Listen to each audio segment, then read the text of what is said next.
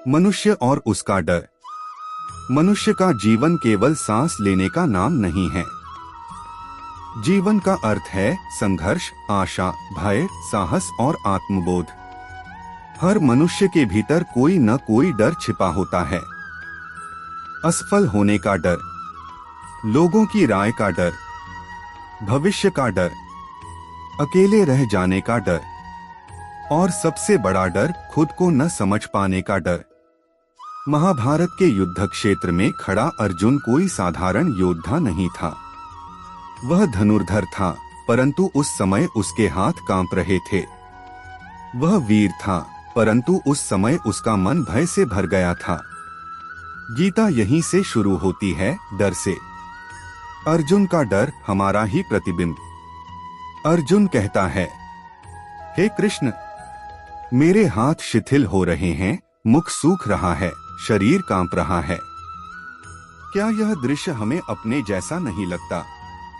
जब परीक्षा का परिणाम आने वाला हो, व्यापार में नुकसान हो जाए, कोई अपना साथ छोड़ दे, समाज ताना मारे, सपने टूटते दिखें, तब हम भी तो अर्जुन बन जाते हैं।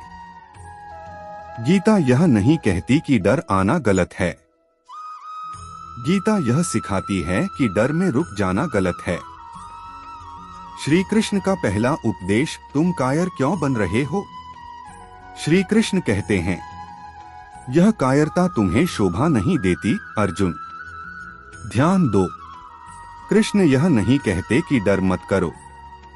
वे कहते हैं, डर के कारण अपने कर्तव्य से मत भागो। आज हम क्या करते हैं? डर लगा काम छोड़ दिया, आलोचना हुई चुप हो गए, असफलता मिली प्रयास बंद कर दिया।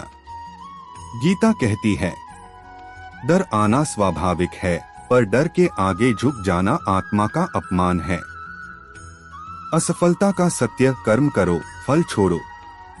गीता का सबसे प्रसिद्ध श्लोक, कर्मण्येवाधिकारस्ते मा फलेषु कदाचन। इसका अर्थ केवल किताबों के लिए नहीं है, यह जीवन जीने की कला है। आज की दुनिया कहती है, रिजल्ट चाहिए, नहीं तो कोई मतलब नहीं। गीता कहती है, तुम्हारा अधिकार कर्म पर है, फल ईश्वर पर छोड़ दो। असफलता क्या है? असफलता केवल यह बताती है कि यह तरीका सफल नहीं हुआ, पर तुम्हारा अस्तित्व असफल नहीं है। आत्मबल क्या है? आत्मबल कोई मसल्स नहीं है। आत्मबल कोई पद, पैसा या पहचान नहीं है।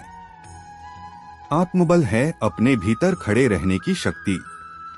जब सब खिलाफ हो, परिणाम शून्य हो, रास्ता धुंधला हो, तब भी जो व्यक्ति कहे, मैं फिर भी कर्म करूंगा, वही आत्मबल है। श्री कृष्ण का गूढ़ रहस्य, तुम शरीर नहीं हो। कृष्ण अर्जुन से कहते हैं, न तुम इन शरीरों को मारते हो, न ये मारे जाते हैं। आज हमारा सारा डर किससे जुड़ा है? शरीर से, नाम से, पहचान से, प्रतिष्ठा से। जब तक हम खुद को केवल शरीर मानते हैं, डर हमारा पीछा नहीं छोड़ता। जिस दिन यह समझ आ जाए, मैं आत्मा हूं, शरीर नहीं, उस दिन डर कमजोर पड़ जाता है। जीवन में बार बार गिरना भी गीता है। गीता यह नहीं कहती कि जो ज्ञानी है वह कभी नहीं गिरता। गीता कहती है, जो गिरकर फिर खड़ा होता है वही योगी है। अर्जुन ने भी युद्ध से पहले शस्त्र डाल दिए, मोह में फंस गया, भ्रमित हो गया, पर उसने प्रश्न किया, और जिसने प्रश्न किया वही आगे बढ़ा। समत्व बुद्धि सफलता असफलता से ऊपर। कृष्ण कहते हैं, सिद्धि और असिद्धि में सम रहो। आज हम सम नहीं हैं। सफल हुए तो अहंकार, असफल हुए तो आत्मग्लानि। समत्व का अर्थ है, जो मिला उसे स्वीकार करो, जो नहीं मिला उससे सीख लो। आज के युग में गीता कैसे अपनाएं? एक, डर आए तो भागो मत। डर आए तो बैठो समझो, पर निर्णय मत बदलो। 2, असफलता को गुरु बनाओ। हर असफलता पूछती है, तू सीखना चाहता है या रोना? 3, रोज थोड़ा कर्म। गीता कभी बड़े चमत्कार नहीं मांगती। वह कहती है, आज का कर्तव्य आज ईमानदारी से। 4, स्वयं से संवाद। दिन में 5 मिनट पूछो, क्या मैं डर से चल रहा हूं या धर्म से? निष्कर्ष, अर्जुन तुम ही हो। महाभारत का युद्ध कोई इतिहास नहीं है, वह हर दिन हमारे भीतर चलता है। मन बनाम आत्मा, डर बनाम कर्तव्य, मोह बनाम विवेक।